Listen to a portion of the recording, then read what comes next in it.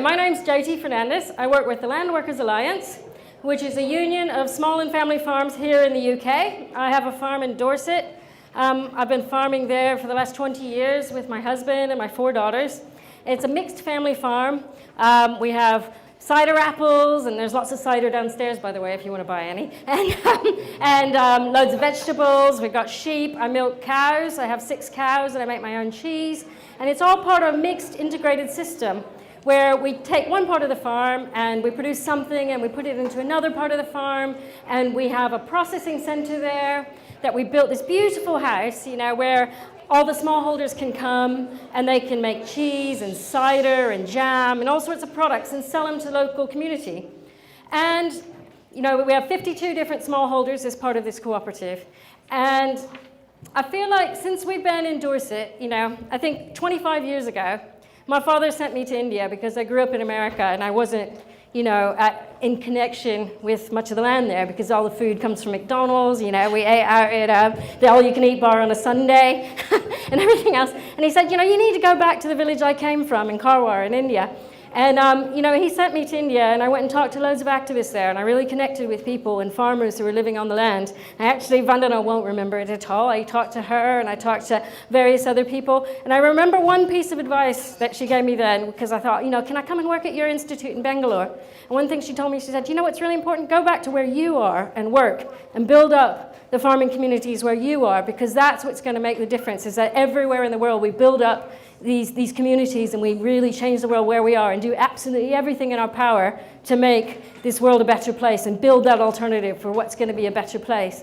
So, I met my husband, we moved onto the land, we were in a tent because we couldn't afford a house at first. We built our house, we faced eviction, all these things to build up our farm and build our farming community. And as we grew that sense of community in an area where agriculture was dying, more and more farms came. And more people go there because they love the sense of community that's built up when we work together. We press cider together, we go and bring in hay together, we save seeds together, we do all sorts of things to make it a real community. Because what we do when we work every day, when we milk our cows, when we dig the soil, when we work our butts off, and we have to do it with our kids and everything else.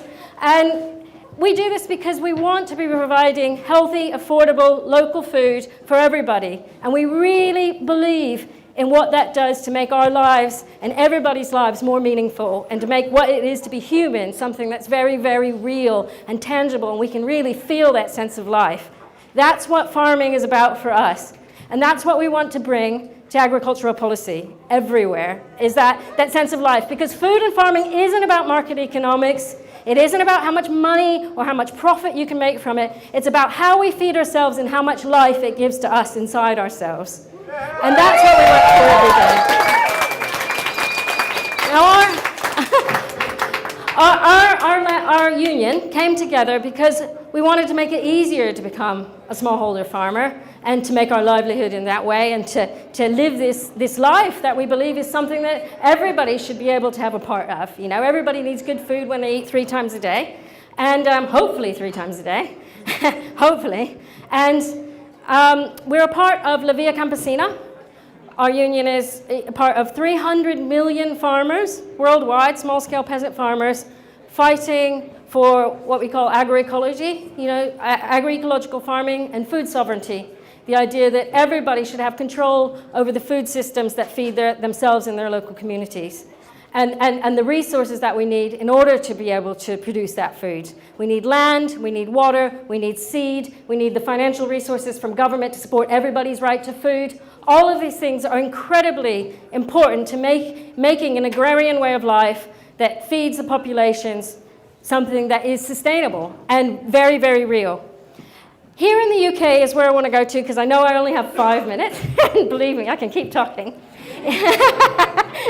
I know I only have 5 minutes. And, we work internationally all the time in global solidarity campaigns. We work with, farmers all over Africa, India, Latin America, everywhere to try and fight for this global food system. But what's happening in the UK right here is something that you can all participate in sorting out. Right now, we're pulling out of the European Union, out of the Common Agricultural Policy. And we're changing fundamentally what's happening with our agricultural policy. What happens now is what it's going to affect agriculture for at least the next 50 years or 100 years or however long, because it's a real decision-making turning point. Before, the system that came from Europe was subsidizing agriculture so that landowners were paid to own land. You got £240 per hectare that you owned. You didn't need to farm anything. You didn't need to protect the environment. You didn't need to produce food, right? So it was a system that made the rich richer and didn't give anything to the smallholder farmers that are producing the food that we need for our local communities. What's happened now because of Brexit, and I can say, we weren't happy about Brexit, but it has opened this golden opportunity up where right now in Parliament, yesterday, I sat all day long for 9 hours solid listening to the second reading of the agriculture bill to pull us out of Europe, right? And MPs are debating about what's going to happen to the support system for agriculture. Now, the Landworkers Alliance, we've been working absolutely non-stop to talk to all of our MPs, talk to other policymakers, talk to high-level civil servants, people in our Department for the Environment, about what they should do with that agricultural policy. And what they're going to do is they're going to end the direct payment system. The system that pays landowners to own land is finishing. And that is a huge opportunity. And then what's happening, it's being moved over to environmental payments. I call them environmental land management systems. Now, this sounds great, and it is something we really support as farmers, climate change, soil health, mitigating climate change, soil health, all these things, biodiversity, are at the forefront of what we're really after.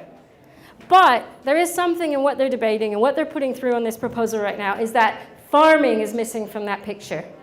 And that system that they're proposing now will pay a lot of people to look after the biodiversity of the countryside and to plant lots of wildflower meadows and plant, forest patches and things like that. But it will continue to be a giant playground for the rich that's very biodiverse and beautiful, but not farming and supporting food production at the same time as the environment.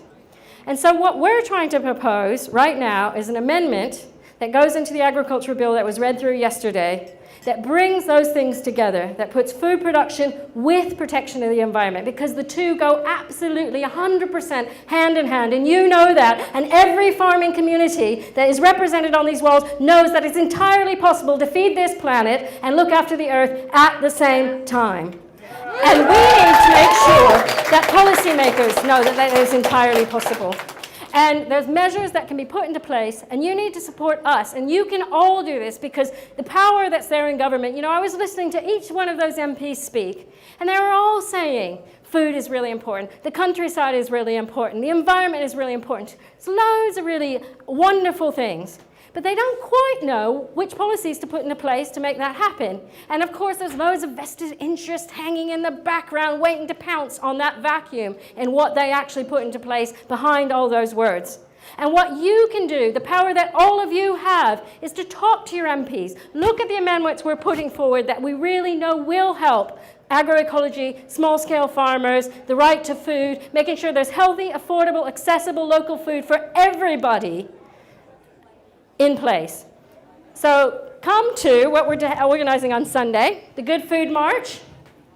It's a march where we're trying to demonstrate that people in this country do really care about a better food system, that we do really understand you can have food production and protection of the environment at the same time, and that the public doesn't just want a load of cheap food from supermarkets and imports from other countries, produced on land that's exporting our environmental impact.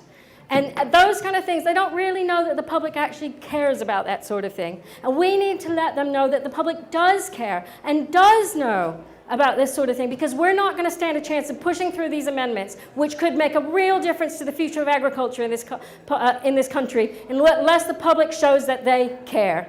So do turn up, and we'll make the best of it. And we will make agriculture in this country something to be proud of.